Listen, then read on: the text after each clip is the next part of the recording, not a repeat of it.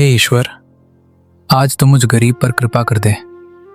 आज मेरे जाल को ढेर सारी मछलियों से भर देना भगवान। रामू ये कह ही रहा था कि गांव का आदित्य नाम का एक मछुआरा मजाक उड़ाने के लिए वहां पहुंच गया। क्या बात है रामू भाई, पूरे गांव को पता है कि तेरे इस जाल में दिन भर में सिर्फ एक ही मछली फंसती है। अरे आदित्य भाई, इस तरह से किसी गरीब का मजाक तो मत उड़ाओ कम से कम। अरे मैं क्या मजाक उड़ाऊंगा तेरा मजाक तो पूरा गांव बनाता है। ले फेंक अपना ये जाल। एक छोटी सी मछली पकड़ने के लिए इतना बड़ा जाल लेकर आ जाता है। डाल पानी में, डाल। आदित्य की बात सुनकर उसने उदास मन से अपना जाल पानी में फेंक दिया। थोड़ी देर इंतजार करने के बाद उसके जाल में सच में बस एक ही मछली फंसी। देख लिया अपनी आंखों से। मैंने तो पहले ही कहा था कि तेरे इस जाल में एक मछली के अलावा कोई दूसरी मछली गलती से भी नहीं फंसेगी। ऐसा बोलकर आदित्य वहां से उसका मजाक उड़ाता हुआ निकल गया। रामू हार ना मानते हुए शाम तक तालाब के किनारे बैठा रहा, लेकिन एक भी नई मछली नहीं फंसी। आखिरकार थक हार कर रामू घर लौट आया। हे भगवान, गौरी, आज भी किस्मत ने हमारा साथ नहीं दिया। जाल में बस एक ही मछली फंसी है। मेरी तो किस्मत ही फूट गई थी जो मैंने तुम्हारे जैसे आदमी से शादी कर ली। गांव के बाकी आदमियों को देखो, जाल भर भर कर मछलियां लाते हैं, और एक तुम हो जो दिन भर में सिर्फ एक मछली लाते हो। गौरी, मेरी बात सुनो। ऐसी कड़वी बातें मत बोला करो। सारा गांव मुझे ताने मारता है, मुझे रत्ती भर भी बुरा नहीं लगता। लेकिन जब तुम मुझे ताने मारती हो ना, तो सच कहता हूं, मेरा दिल टूट जाता है। गौरी, ऐसा मत किया करो। मुझे एक बात समझ नहीं आती, तुम इस गांव के मनहूस तालाब के पीछे ही क्यों पड़े हो? गांव के आसपास और भी तो तालाब है, तुम वहां जाकर जाल क्यों नहीं डालते? अरे गौरी, बाकी के जो तालाब हैं वो या तो राजा के कब्जे में हैं या फिर उस भयानक जंगल के एकदम पास है। अब तुम ही बताओ, मैं गरीब आदमी क्या करूं? मुझे तुम्हारी इन सब बातों से कोई लेना देना नहीं है। तुम चाहे जैसे भी करो, कल मुझे ढेर सारी मछलियां चाहिए। अगर तुम नहीं लाए तो क्या करोगी तुम? तो जो काम आदमी करते हैं वो इस घर की औरत को करना पड़ेगा।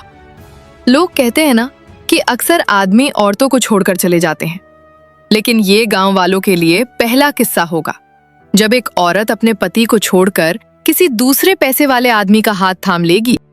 अपनी पत्नी की इस बात से रामू को बहुत गहरा धक्का लगा।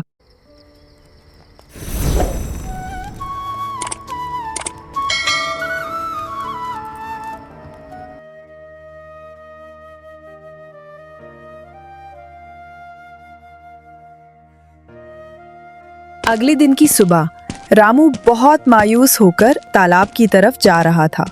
रास्ते में उसे उसकी पड़ोसन जमुना ताई मिल गई।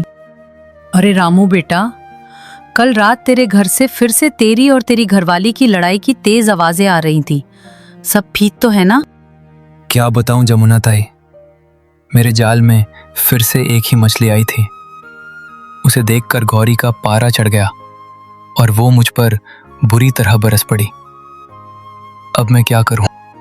अरे बेटा, अगर जाल में एक मछली आई तो इसमें तेरी क्या गलती? हो सकता है आने वाले कल में जाल भर के मछलियां आ जाएं। तेरी पत्नी को थोड़ा धीरज रखना चाहिए। ताई, मैंने उसे एक बार नहीं 100 बार समझाया है, पर अब उसे कैसे समझाऊं ये मेरी ही समझ के बाहर है। और आपको पता है, कल तो उसने यहाँ तक कह दिया कि अगर मेरे हालात ठीक नहीं हुए तो वो मुझे हमेशा के लिए छोड़कर चली जाएगी। हे राम, कैसी बेशरम औरत है जो अपने ही पति को छोड़ने की ऐसी उल्टी सीधी धमकियां दे रही है। कल तो वो ये भी कह रही थी कि मैं गांव के तालाब को छोड़कर जंगल वाले तालाब में जाऊं। खैर, आज मैं आखिरी बार देख रहा हूं। अगर आज भी मछलियां नहीं फंसी तो मजबूरी में मुझे कोई नया तालाब ही खोजना पड़ेगा। और कोई रास्ता नहीं है। चलता हूं ताई। इतना कहकर रामू आगे बढ़ गया। तालाब के किनारे पहुंचकर उसने जैसे ही अपना जाल पानी में फेंका,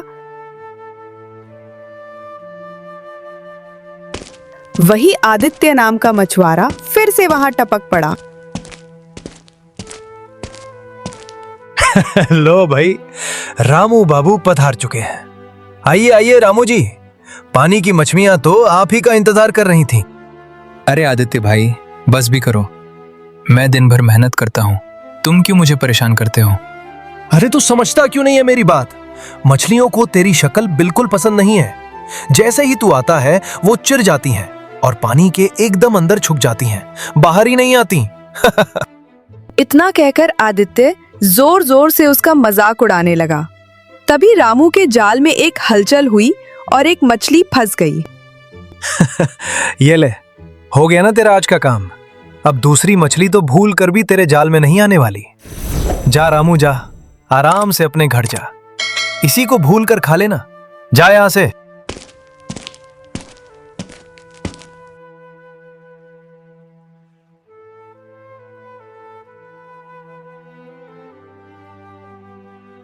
रामू इस बार उसी एक मछली को लेकर घर पहुंचा। उसे देखते ही गौरी फिर से ताना मारने वाली थी कि रामू ने उसे बीच में ही रोक दिया। बस गौरी, अब आगे तुम्हें एक भी शब्द बोलने की जरूरत नहीं है। कल से मैं इस तालाब पर नहीं जाऊंगा, कोई नया तालाब ही ढूंढूंगा। बात समझ गई तुम? बस। मैं तो कब से तुम्हें नए तालाब का बोल रही हूँ, तुम सुनते कहाँ हो? ठीक है, अब कल से जाऊंगा।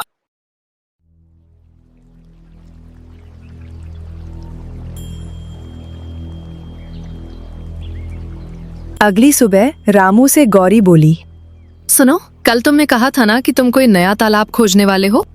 हाँ, कहा तो था। गांव के उत्तर दिशा वाले जंगल में एक बड़ा तालाब है। लोग कहते हैं कि वो तालाब शापित है। बस लोग तरह तरह की डरावनी कहानियां बनाते हैं। तुम वहां मछलियां पकड़ने क्यों नहीं जाते? अपनी पत्नी के मुंह से ऐसी बात सुनकर रामू एकदम सन्न रह गया। क्या? वो तालाब? अरे गौरी, वहां तो कई सालों से कोई इंसान फटका तक नहीं है। लोग कहते हैं वहां किसी खूंखार राक्षसी आत्मा का डेरा है। अरे ये सब लोगों की बेकार की बातें हैं। मुझे पूरा यकीन है कि उस तालाब में तुम्हें ढेर सारी मछलियां मिलेंगी और इसमें तुम्हारा ही सबसे बड़ा फायदा है। मेरा कौन सा फायदा? अगर उस तालाब में बहुत सारी मछलियां हुई तो तुम उन्हें बाजार में बेचकर ढेर सारा पैसा कमा सकते हो। गौरी की लालच भरी बातें सुनकर रामू कुछ देर तक उसे घूरता रहा। अच्छा, और अगर वहां मेरी जान को कोई खतरा हुआ तो मुझे उससे कोई फर्क नहीं पड़ता। तुम बस उसी तालाब पर जाओगे। अगर वो तालाब भूतिया है या शापित है तो भी मुझे कोई लेना देना नहीं है। मुझे सिर्फ और सिर्फ पैसा चाहिए। गरीब आदमी की जिंदगी भी अजीब होती है भैया। बाहर वालों के ताने तो सह लेता है, लेकिन जब अपने ही साथ छोड़ने लगे ना, तब इंसान अंदर से टूट जाता है। बस आप लोग अपना साथ बनाए रखना, वीडियो को आखिर तक जरूर देखना और चैनल को सब्सक्राइब जरूर कर देना। अपनी ही पत्नी के मुंह से इतने कठोर शब्द सुनकर रामू का दिल टूट गया। वो भारी कदमों से उस शापित तालाब की तरफ निकल पड़ा। बाप रे, यहाँ तो बड़ा ही अजीब सा सन्नाटा पसरा है। ऐसा लग रहा है जैसे इंसानों का तो छोड़ो, बरसों से यहाँ कोई जानवर भी पानी पीने नहीं आया। हिम्मत जुटाकर अपना जाल पानी में फेंक दिया और देखते ही देखते चमकती हुई मछली उसके जाल में फंस गई और टोकनी में डालते ही मछली ने एक सोने का अंडा भी दे दिया। अरे वाह, इस तालाब के बारे में तो सब कहते थे कि ये शापित है, लेकिन ये तो कोई जादुई तालाब निकला। चलो, मछली ने सोने का अंडा दे दिया है। रामू खुशी खुशी अपने घर की तरफ दौड़ा। उसने घर पहुंचकर वो चमकती हुई मछली और सोने का अंडा गौरी के सामने रख दिया और बोला, अरे गौरी, एक बहुत ही अजीब घटना घटी। उस तालाब में भी मेरे जाल में सिर्फ एक ही मछली आई थी, लेकिन जैसे ही मैंने उसे अपनी डलिया में रखा, उसने झट से एक सोने का अंडा दे दिया। गौरी उस सोने के अंडे को देखकर पागल सी हो गई। अरे ये तो हमारी लॉटरी लग गई। एक मछली जिसे हम पकाकर खा सकते हैं और एक सोने का अंडा एकदम मुफ्त। जरा सोचो, अगर तुम रोज रोज उस तालाब पर जाओगे तो हमारे पास कितने सारे सोने के अंडे जमा हो जाएंगे। हाँ, बात तो तुम्हारी ठीक है। अगले दिन रामू फिर उसी तालाब पर गया। फिर से एक ही मछली फंसी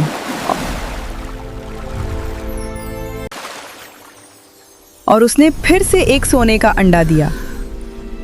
कुछ ही दिनों में रामू और गौरी की दुनिया पूरी तरह से बदल गई। उनकी एक शानदार हवेली बन गई। रामू की हवेली में नौकर चाकर काम एक दिन रामू बाजार में खड़ा था, तभी उसे जमुना ताई मिल गईं। जमुना ताई ने रामू की तरफ देखकर कहा, अरे रामू बेटा, अच्छा हुआ तू मुझे यहीं बाजार में मिल गया, वरना मैं तेरी हवेली ही आने वाली थी, जहां जाने का मेरा बिल्कुल मन नहीं करता। अरे ताई, आप ऐसा क्यों बोल रही हैं? आपको तो आना चाहिए। मैं आज भी आपका वही पुराना रामू हूँ, जो कल तक एक मामूली मछुआरा हुआ करता था। मैं जानती हूँ रामू बेटा कि तू अंदर से बिल्कुल नहीं बदला, लेकिन अपनी पत्नी को देख। कल मैंने खुद देखा कि एक लाचार भिखारी तेरे दरवाजे पर आया था और तेरी पत्नी ने उसे जलील करके घर से बाहर निकाल दिया। जमुना ताई की बात सुनकर रामू को बहुत बुरा लगा। अच्छा ताई, आप चिंता मत करो, मैं आज ही अपनी पत्नी से इस बारे में बात करूंगा। और रामू सीधे अपनी हवेली पहुंचा। गौरी, मुझे तुमसे एक बहुत ही जरूरी बात करनी है। कहो, ऐसी कौन सी बात है? देखो गौरी, आज मुझे बाजार में जमुना ताई मिली थी। वो बता रही थी कि कल हमारे दरवाजे पर एक भिखारी आया था, जिसे तुमने बेइज्जत करके भगा दिया। हाँ, लेकिन शायद तुम्हारी याददाश्त कमजोर हो गई है। जब हम गरीब थे तब यही गांव वाले हमारा कैसे मजाक उड़ाते थे, भूल गए क्या? ओहो गौरी, मुझे उन गांव वालों की बातों से कोई फर्क नहीं पड़ता।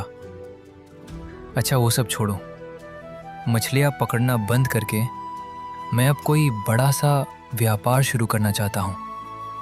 तुम्हारा क्या ख्याल है? ये बात सुनते ही गौरी एकदम भड़क उठी और गुस्से से रामू को घूरते हुए बोली, क्या तुम्हारा दिमाग खिसक गया है?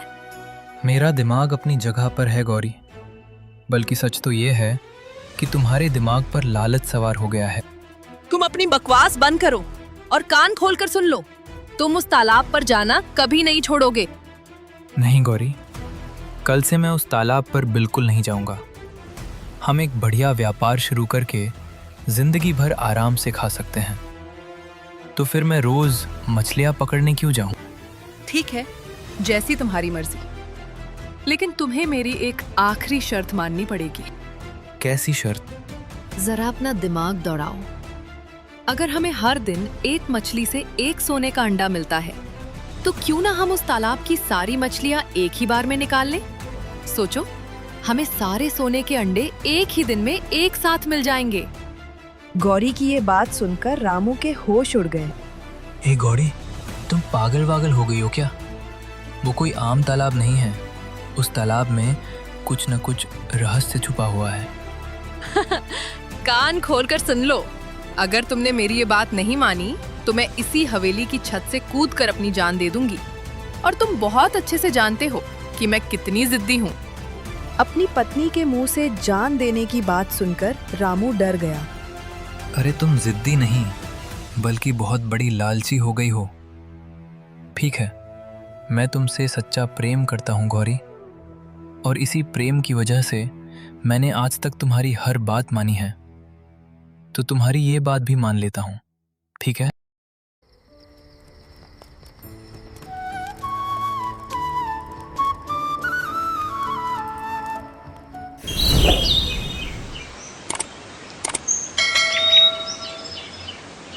अगले दिन सुबह सुबह रामू अपने 2 नौकरों को लेकर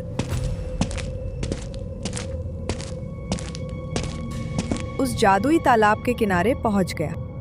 मालिक, आप हम दोनों को इस सुनसान जगह पर क्यों लेकर आए हैं? देखो, मैं यहाँ रोज अपना जाल फेंकता था और मुझे एक ही मछली मिलती थी।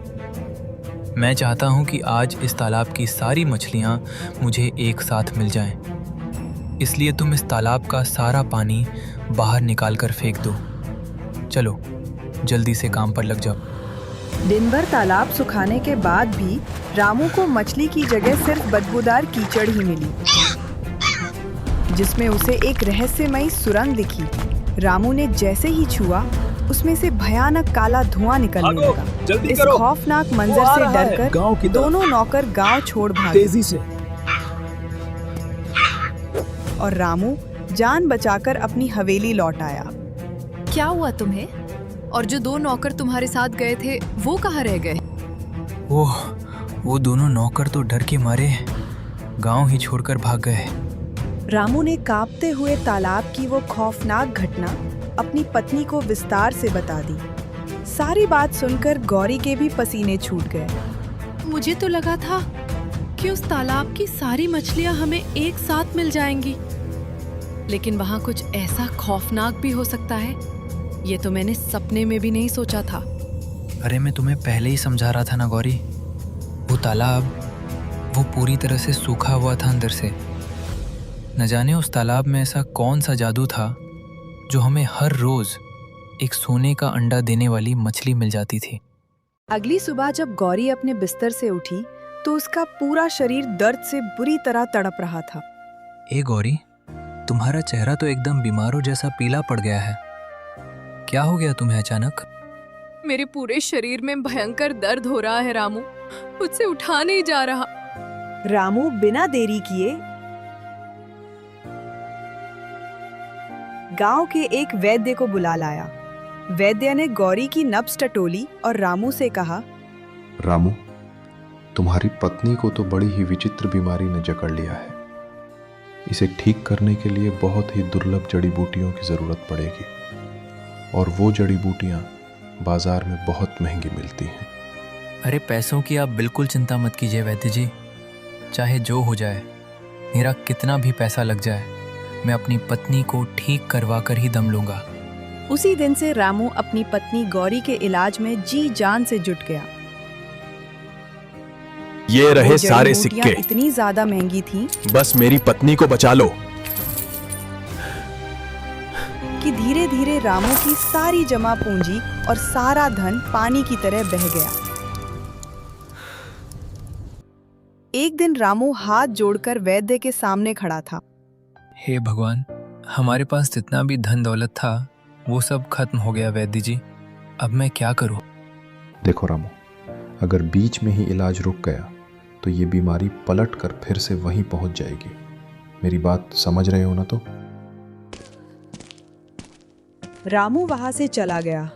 उसने अपनी पत्नी गौरी से कहा, गौरी, लगता है अब हमें अपनी ये हवेली बेचनी ही पड़ेगी। हवेली बेचकर रामू और गौरी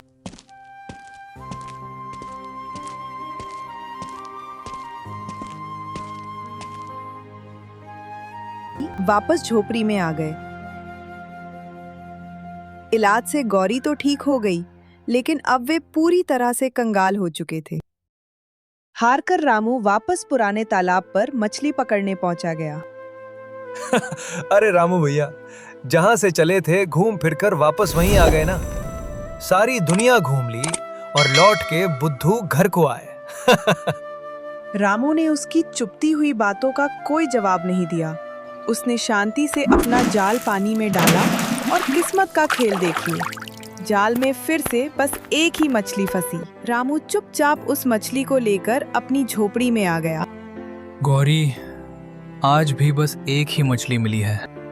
उस एक मछली को देखकर गौरी बोली, मेरे लालच और उस जादुई तालाब के श्राप ने ही हमारा सब कुछ छीन लिया। सच में लालच बुरी बला है।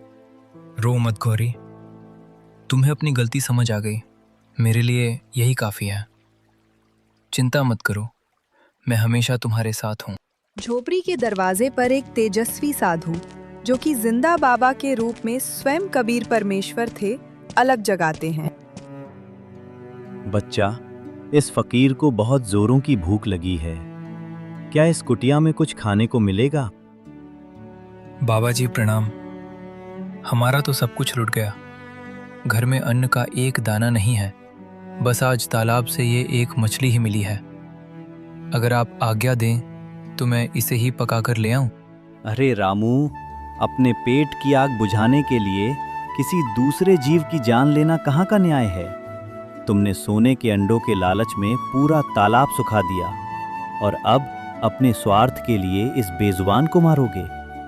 बाबा, आपको हमारे अतीत और उस तालाब के बारे में कैसे पता?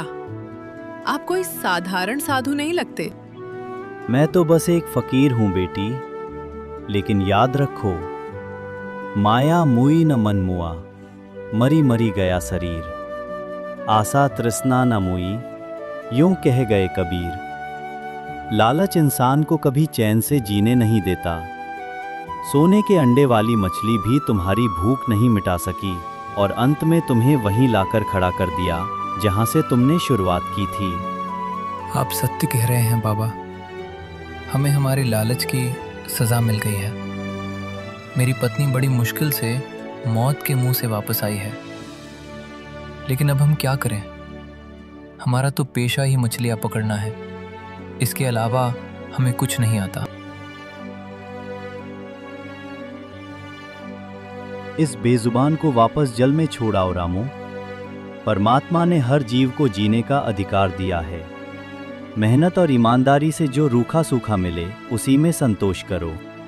हे प्रभु, मुझे क्षमा कर दीजिए। मेरे ही लालच ने हमारे परिवार को इस नर्क में धकेल दिया था। आज से हम कभी किसी जीव को नहीं सताएंगे और ना ही कभी लालच करेंगे। बस हमें सही रास्ता दिखाइए। तुम्हारा कल्याण हो।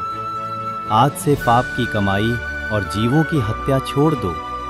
मेहनत मजदूरी करो, सत्य के मार्ग पर चलो और परमात्मा का नाम जपो। तुम्हारे घर में कभी किसी चीज की कमी नहीं रहेगी। इतना कहकर जिंदा बाबा वहां से मुस्कुराते हुए अंतर ध्यान हो गए।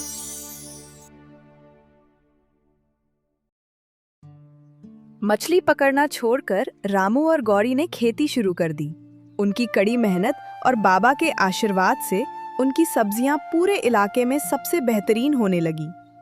मंडी का सबसे बड़ा सेठ हीरालाल उसकी फसल देखने आता है।